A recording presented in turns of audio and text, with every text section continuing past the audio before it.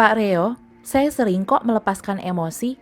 Setiap ada yang bikin saya kesal dan marah, saya akhirnya lepaskan saja emosinya. Daripada saya tahan-tahan atau saya pendam, lebih baik emosinya dilepaskan ya. Tapi kenapa semakin hari saya malah makin jadi pribadi yang emosional.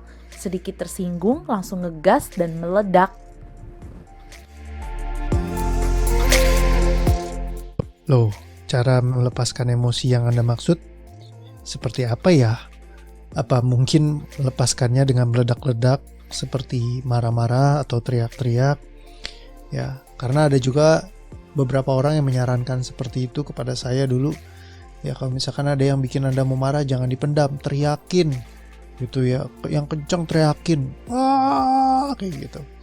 Nah, jadi dulu saya berkali-kali punya cara seperti itu. Atau cara melepaskan kemarahan adalah misalkan dengan mukul-mukulin tembok ya, atau banting-banting piring. Rasanya kayak puas gitu loh.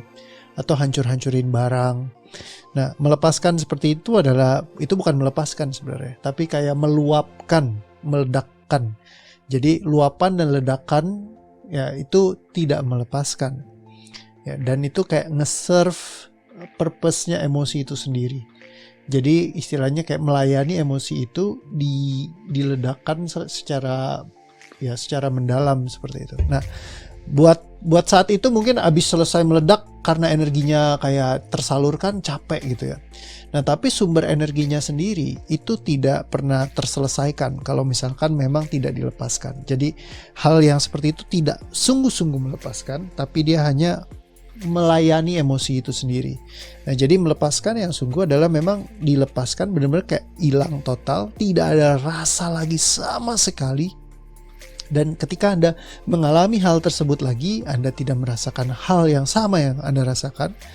Atau ketika Anda terpancing lagi dengan hal tersebut, istilahnya dimunculkan lagi di hadapan Anda tidak terpancing, Anda tidak bereaksi apapun terhadap itu.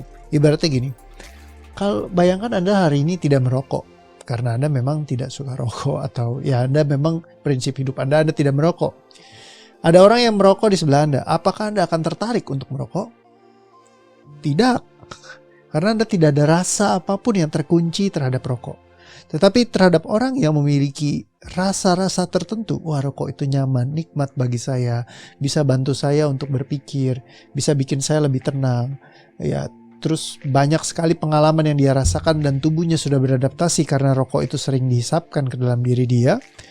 Maka ketika ada orang merokok di depannya, langsung tertrigger semua sensesnya di dalam tubuh dia, semua perasaannya langsung muncul semuanya secara serta-merta, otomatis tanpa dia sadari.